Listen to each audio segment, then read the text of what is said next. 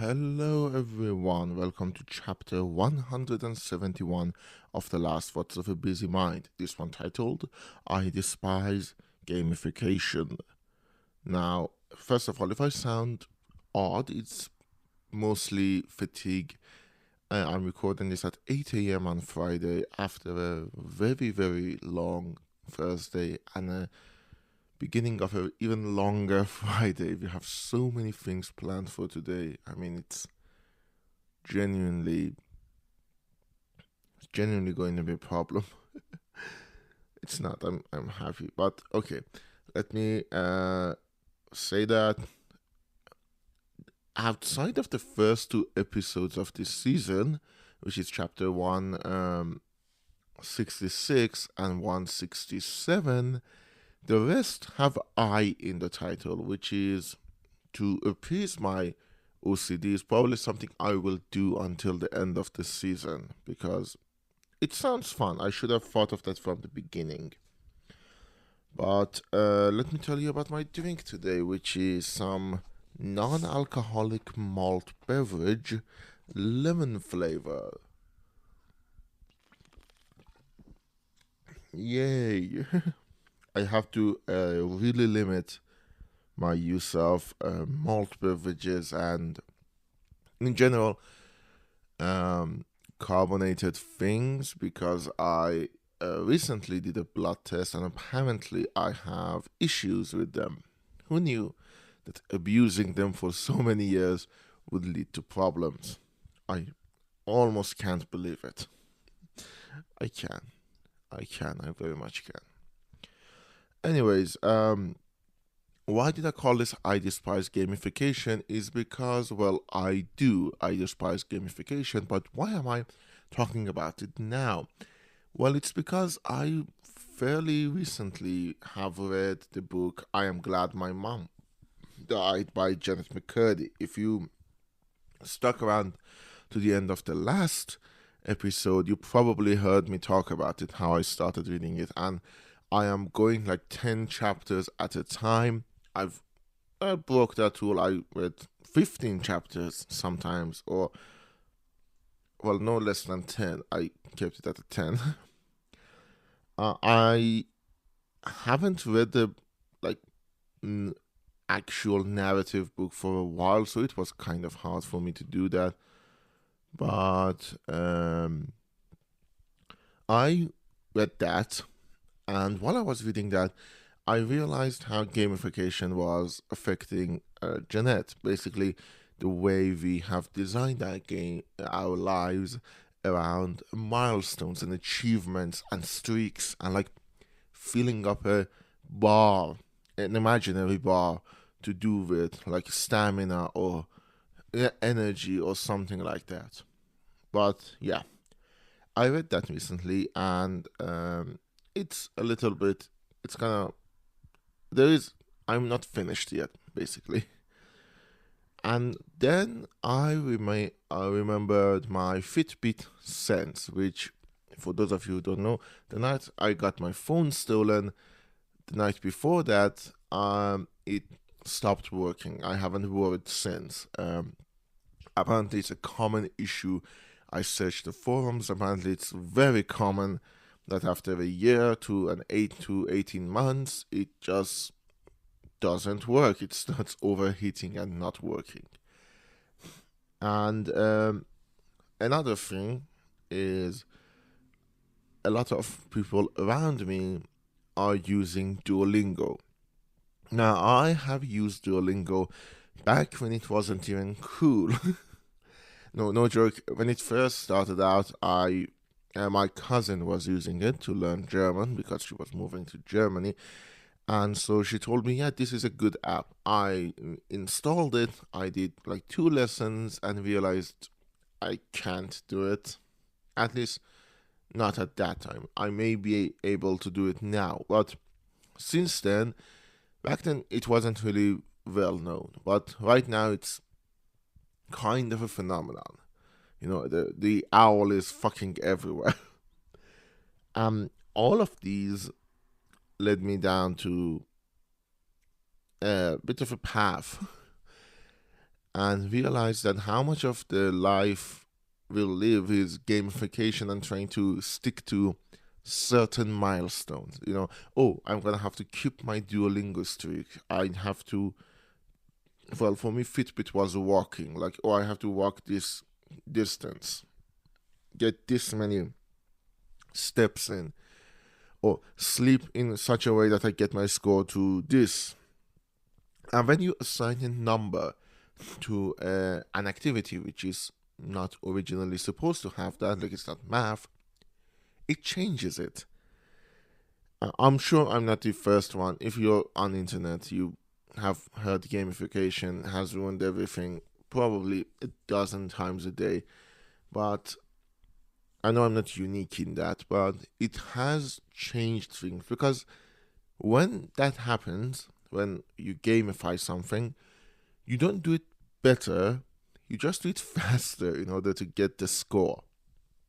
Because another aspect of games is speedruns. And when you're like, oh, I have 12 minutes in the day to do my streaks, I'm just going to do it fast. I'm not going to retain any information. I'm not going to learn how to do it. I just want to hit that end and get that score and keep my streak going. The same is true with walking. Like, I know it's kind of productive. Like, if you're walking, if you're having exercise, is it a bad thing? Yes, because I am pushing my body in a way that is not designed for it, at least not now, with years of inactivity.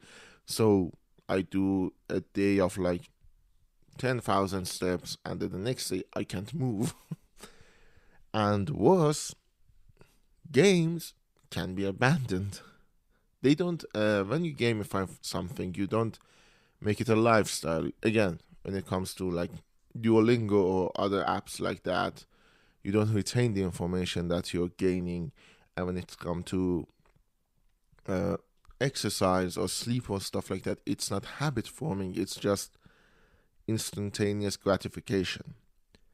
And while I was writing my notes and like thinking about what am I going to say about this, I realized something that perhaps my OCD makes me more prone to do it, but that's how I handle a lot of, well, reviews and like my other hobbies as well. Like, for example, I watch a lot of YouTube. I've said that before. A bunch of things I write, I said, I watch a lot of YouTube. A bunch of things I watch, I'm not really that interested in. There are certain YouTubers whose work I used to like and now I don't. Granted, a lot of them I've abandoned, like I no longer watch Nostalgia Critic, or I don't even really. I used to when I was in a really bored mood. I used to listen to Cinemassacre podcast, but I know that that doesn't exist anymore. But I'm after like 2 episodes, I was like, why? And I stopped. So I can stop, but there are a lot of YouTubers right now that I just genuinely have fallen out of love with, but I still watch them because I like to be a completionist. I like to 100% things. Fairly recently, I played the incredibly mediocre game South Park Fractured But Whole, and I kinda 100%ed it. I did all of the content, all of the DLC. The only quests I didn't finish, which meant they remained in my quest log, were fetch quests, like find the cats. I think was one of them, and the yaoi pictures. I didn't do those two fully. I did them well enough, but not fully. Like I did them probably halfway, and that approach is what I have to a lot of these videos. So I'm wasting time watching videos I don't enjoy, and just for that completionist kick. The thing is that I use that as an excuse to like, okay, play in the background, I'm gonna go do some other stuff. But I have to, that doesn't work well. I have to change mindset and my attitude towards watching them, because they're still uh oh god, the cats outside are going fucking crazy, because I'm still wasting time on them. I'm still using up my time to watch these, and just I don't retain anything from them. I just watch them. I just cross them off my list. And that is kind of true of movies. There was a kind of endangering thought while I was watching Frankenstein's Monster Frankenstein, which is a short mockumentary comedy by David Harbour. And while I was watching it, like halfway through, I realized a semi terrifying thought that it's like I became conscious to it, and I'm kind of worried how many movie viewings I've ruined because of it. And it's that while I was watching it, I thought to myself that, what am I gonna write about it in the letterboxd review?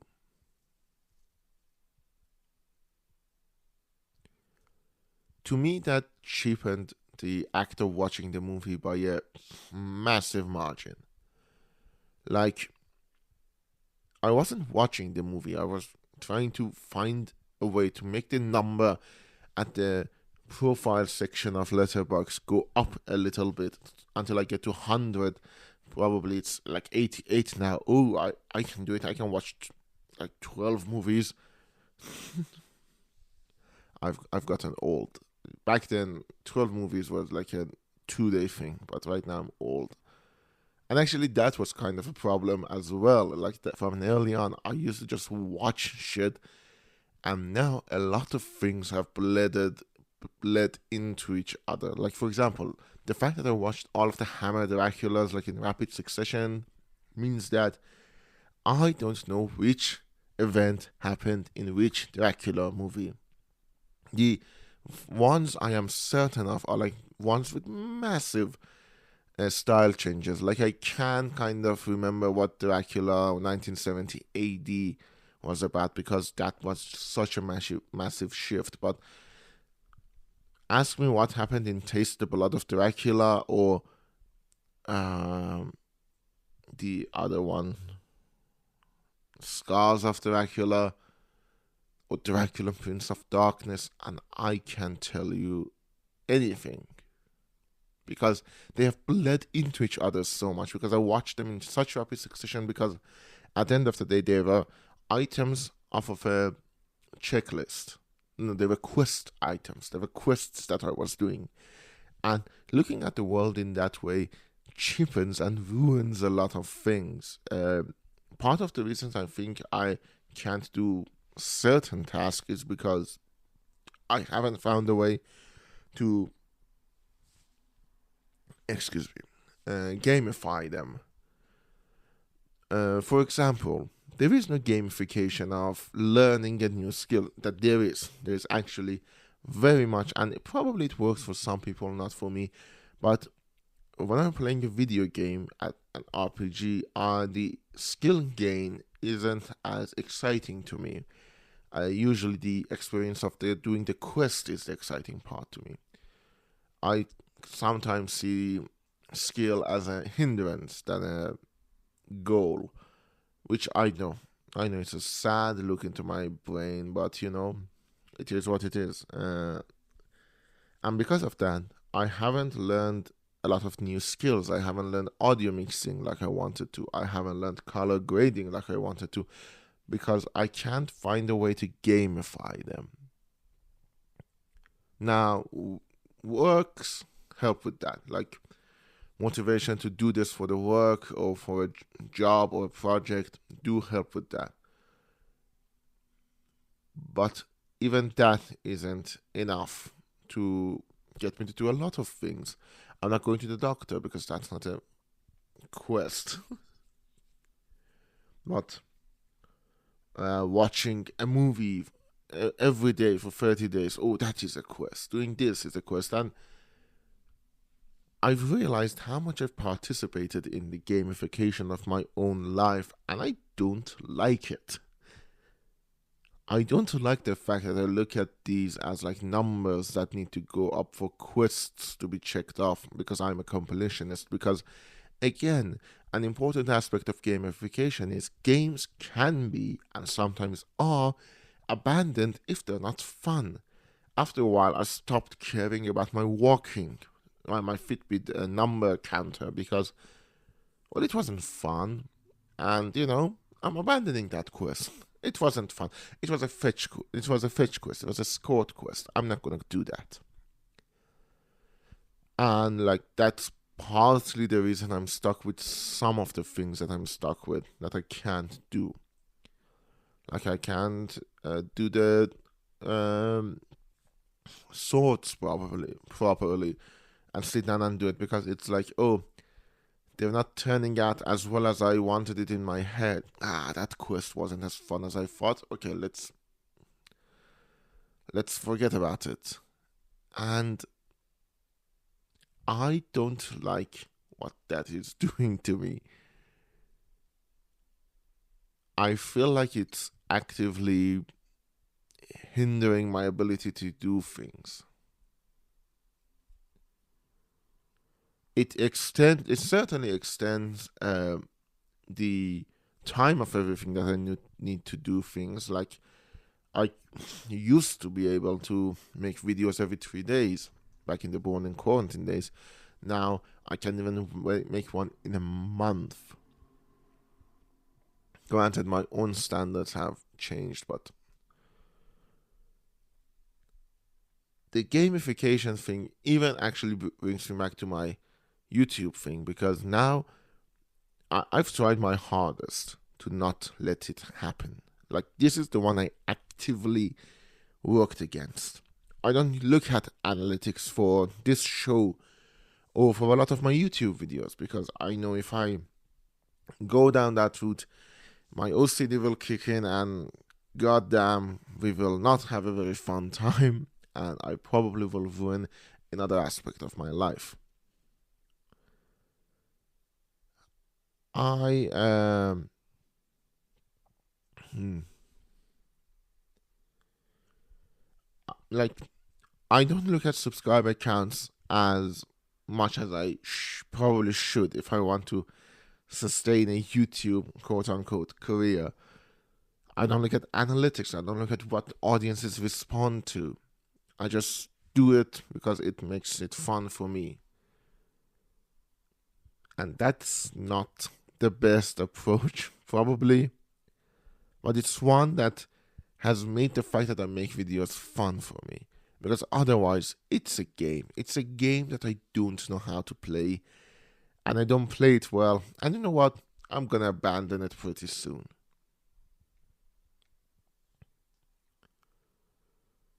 So yeah, and this is why I despise gamification. It takes aspects of my life that should be habit forming, that should be enjoyable, that are hobbies or necessary in order for me to grow as a person, and it gives a value to them, a number value that you can see go up and down. Without the Fitbit on my arm, I've missed it a lot for a couple of reasons. Mostly because now when I get a text, I have to get my phone out of my pocket, and I'm lazy in that way. Also, since I got my phone stolen, I'm paranoid in that way. But yeah, it's no longer there. And what I realized since then, I haven't changed my walking habits. I still do the same walks that I used to do. I just don't have a number associated with it. So I don't stop when I reach like a good round number, or I don't try to push myself. So my feet hurt less. They still do. They still hurt massively, but they hurt less. And that is kind of liberating. I'm not gonna lie. Anyways, I hope to see you all next week. This one was not as distraught as the last two, but it's because it was something I noticed. And I will finish this book and see you all next week.